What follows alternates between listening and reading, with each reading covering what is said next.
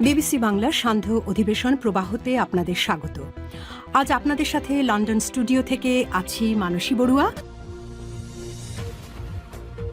বাংলাদেশের সর্বশেষ গুরুত্বপূর্ণ আপডেট সংবাদে আপনাকে স্বাগত। শুরুতেই সংবাদ শিরোনাম, পরে বিস্তারিত। প্রথমেই জানাবো আমাদের হাতে থাকা সর্বশেষ গুরুত্বপূর্ণ সবথেকে তাজা আপডেট সংবাদ। ময়মনসিংহ ২ আসনে নির্বাচনী প্রচারণার সময় স্বতন্ত্র প্রার্থীর কর্মীদের উপর হামলার অভিযোগ, আহত ২। আসন্ন ত্রয়োদশ জাতীয় সংসদ নির্বাচনে ময়মনসিংহ ২ আসনে স্বতন্ত্র প্রার্থী শাহ শহীদ সারোয়ারের কর্মীদের উপর নির্বাচনী প্রচারণার সময় হামলা করেছে বিএনপি বলে অভিযোগ উঠেছে। হামলায় ২ কর্মী আহত হয়েছে বলে বিকাল ৫টার দিকে এই ঘটনা ঘটে। এরপর জানাবো ভোলায় হাতপাখা নারী কর্মীদের উপর জামাতের কর্মীদের ব্যাপক হামলা। ভোলা ৪ আসনে ইসলামী আন্দোলনের মনোনীত প্রার্থী নারী কর্মীদের উপর একই আসনে জামাত ইসলামের কর্মীদের হামলার ঘটনা ঘটেছে। এই ঘটনার পর পরিস্থিতি এখন থমথমে অবস্থা বিরাজ করছে এবং এই ঘটনার পর জামাত ইসলামের নেতাকর্মীদের বিরুদ্ধে নির্বাচন কমিশনের কাছে লিখিত অভিযোগ দিয়েছে ইসলামী আন্দোলন বাংলাদেশের নেতাকর্মীরা।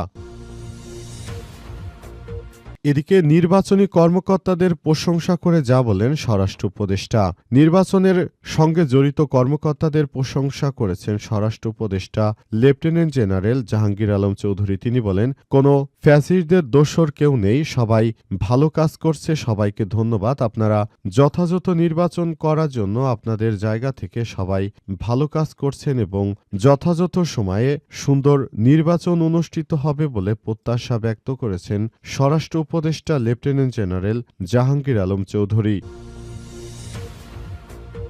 এবারে জানাবো ক্রিকেট দল না গেলেও শুটিং দলকে ভারত সফরের অনুমতি দিল সরকার। টি-20 বিশ্বকাপের ক্রিকেট দলকে ভারতে যাওয়ার অনুমতি দেয়নি সরকার, তবে ক্রিকেট দলকে অনুমতি না দিলেও যারা শুটিং করার অনুমতি চেয়েছিল তাদেরকে অনুমতি দিয়েছে অন্তর্বর্তীকালীন সরকারের প্রধান উপদেষ্টা প্রফেসর ড. মোহাম্মদ ইউনূসের সরকার। এ নিয়ে আবার নতুন করে আলোচনার সৃষ্টি হয়েছে। এবং সর্বশেষ জানাবো ইরানের উপর আরও ব্যাপক হামলা চালানো হবে ঘোষণা যুক্তরাষ্ট্রের প্রেসিডেন্ট ডোনাল্ড ট্রাম্পের। গতবারের চেয়ে ইরানের উপর আরও বেশি হামলা চালানো হবে এমন কথাই জানিয়েছেন যুক্তরাষ্ট্রের প্রেসিডেন্ট ডোনাল্ড ট্রাম্প। মধ্যপ্রাচ্যে যুক্তরাষ্ট্রের ওয়াটার ক্যারিয়ার নিয়ে যাওয়া হয়েছে, সেখানে আসলে আবারও বড় ধরনের যুদ্ধ বেঁধে যেতে পারে এমন আশঙ্কার সৃষ্টি হয়েছে। প্রিয় দর্শক, এতক্ষণ শুনছিলেন সংবাদ শিরোনাম, এবারে বিস্তারিত।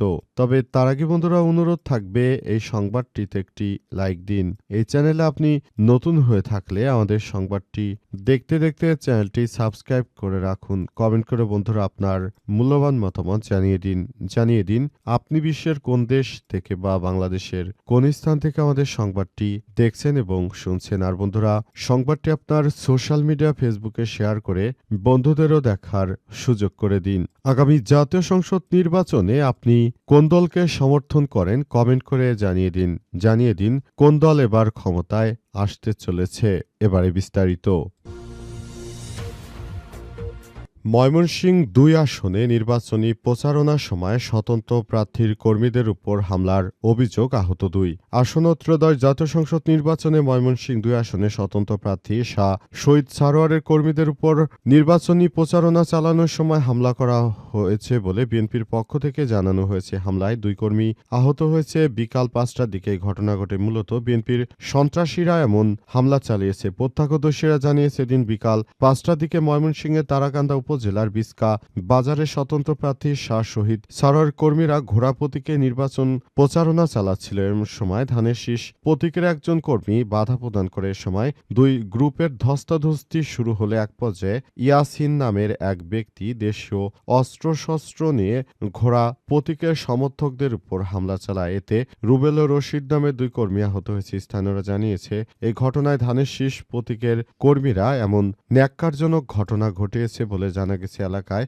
এই ঘটনা ঘটার পর থেকে পরিস্থিতি থমথমে অবস্থা বিরাজ করছে। বিএনপির সন্ত্রাসীদের হামলায় এলাকার সব মানুষ এখন অতিষ্ঠ হয়ে পড়েছে বলে জানিয়েছে তারা মনে করছে বিএনপির এই নেতাকর্মীরা মূলত আগামীর নতুন বাংলাদেশ গড়ে তোলার ক্ষেত্রে বিএনপির সবথেকে বড় বাধা বা ফ্যাক্টর হিসেবে কাজ করছে। তারা আগামী জাতীয় সংসদ নির্বাচনকে নস্যাৎ করার জন্য ষড়যন্ত্রের মোহে উঠে পড়ে লেগেছে। এদের বিরুদ্ধে সবাইকে এখন থেকেই সতর্কবার্তা দিয়েছে সরকার এবং বলেছে যে বিএনপির নেতাকর্মীরা যে ধরনের অপকর্ম শুরু করেছে এদের হাতে বাংলাদেশ কখনোই নিরাপদ হতে পারে না বলে সরকারের পক্ষ থেকে জানানো হয়েছে। আগামী জাতীয় সংসদ নির্বাচনে সরকার এই ধরনের ব্যক্তিদের ব্যাপারটি নিয়ে খুবই সতর্ক অবস্থানে রয়েছে এবং যারা নির্বাচনী প্রচারণায় গিয়ে বিরোধী দলের নেতাকর্মীদের উপর এমন জঘন্যতম হামলার ঘটনা ঘটায় তারা আর যাই হোক ভালো কোনো মানুষ হতে পারে না বলে বলা হচ্ছে।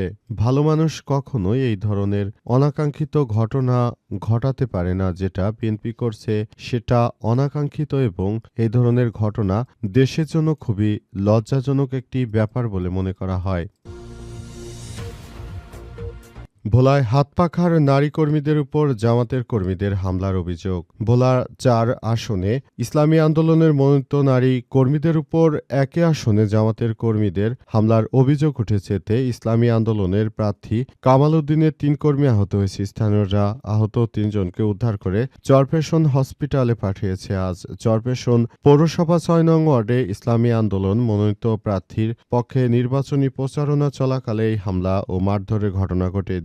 এ ঘটনায় ইসলামী আন্দোলনের পক্ষ থেকে উপজেলা নির্বাহী কর্মকর্তা ও সহকারী রিটার্নিং কর্মকর্তা বরাবর একটি অভিযোগ দেওয়া হয়েছে। স্থানীয় জানায় ভোলা ৪ আসনে ইসলামী আন্দোলন মনোনীত হাতপাখার প্রতীকের প্রার্থী কামাল উদ্দিনের মেয়ে মারিয়া কামাল ও তার ২ ভাইসহ কয়েকজন নারী কর্মীদের নিয়ে পৌরসভা ৬ নং ওয়ার্ডে সকাল ৯টার দিকে তার বাবার পক্ষে নির্বাচনী প্রচারণা চালায়। সময় জামাত ইসলামীর প্রার্থী মোস্তফা কামালের কর্মী সোহেল আলাউদ্দিন তাদের নির্বাচনী প্রচারণায় বাধা দেয়। এ নিয়ে উভয় পক্ষের মধ্যে বাকবিতণ্ডা হয়। পরে সোহেল ও আলাউদ্দিন দলবদ্ধ হয়ে হাতপাখার কর্মীদের উপর হামলা চালায় এবং এ ঘটনার পরই পরিস্থিতি এখন থমথমে অবস্থা বিরাজ করছে চট্টগ্রামে সাধারণ জনতারা এখন অনেক বেশি আতঙ্কের মধ্যে রয়েছে। পুরো ২ দলের নির্বাচনী এই ঝামেলা সামনে আসার পর সবাই এখন অনেক বেশি সমস্যার ভিতরে রয়েছে বলে জানিয়েছে তারা মনে করে এই ধরনের সংঘর্ষ অনাকাঙ্ক্ষিত ঘটনা আসলে সবার মনেই দাগ কেটে যায়। তাই সবাইকে বলবো আপনারা এই ধরনের অনাকাঙ্ক্ষিত ঘটনা না ঘটিয়ে বরঞ্চ বিষয়গুলোকে কিভাবে মীমাংসা করা যায় সেই ব্যাপারটি আপনাদেরকে আরো গুরুত্ব সহকারে দেখা উচিত বলে বলছেন তারা। এ ঘটনার পর থেকেই পুরোপুরি পরিস্থিতি আসলে নতুন করে আবার কোন দিকে মোড় নেয় সেটি দেখার বিষয়।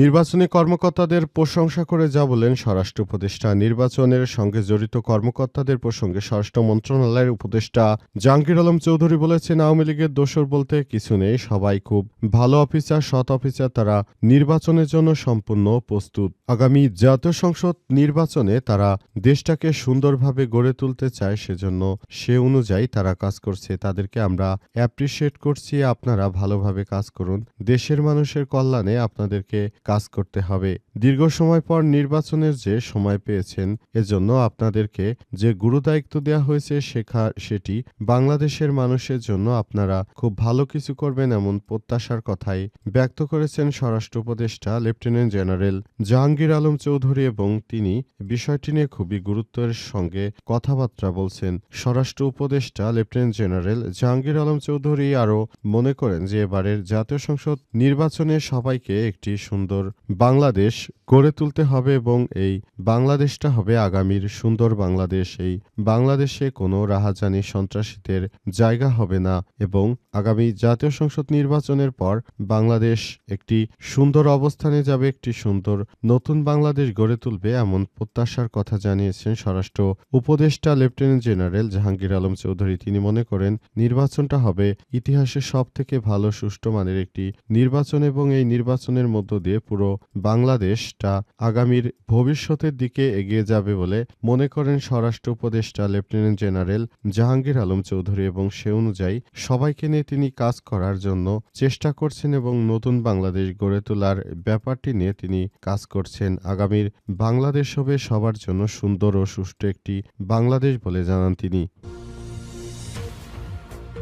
ক্রিকেট দল না গেলেও শুটিং দলকে ভারতে সফরের অনুমতি দিল সরকার। নিরাপত্তার শঙ্কার কারণে ভারতে অনুষ্ঠিত টি-20 বিশ্বকাপ ক্রিকেট দল না গেলেও এবার বাংলাদেশের যারা শুটিং করবে ভারতে যাবে তাদেরকে অনুমতি দিয়েছে সরকার। আজ সরকারের পক্ষ থেকে বিষয়টি নিশ্চিত করা হয়েছে। সেখানে বলা হয়েছে আগামীর নতুন বাংলাদেশ গড়ে তুলতে হবে, সবাইকে একসঙ্গে কাজ করতে হবে। নতুন বাংলাদেশ গড়ে তোলার মধ্য দিয়ে আমরা সবাই মিলে একটি সুন্দর বাংলাদেশ প্রতিষ্ঠিত করতে চাই বলে জানিয়েছে অন্তর্বর্তীকালীন সরকারের প্রধান উপদেষ্টা প্রফেসর ডক্টর মোহাম্মদ ইউনূস এবং সে অনুযায়ী নতুন বাংলাদেশ গড়ে তোলার চেষ্টা করা হচ্ছে।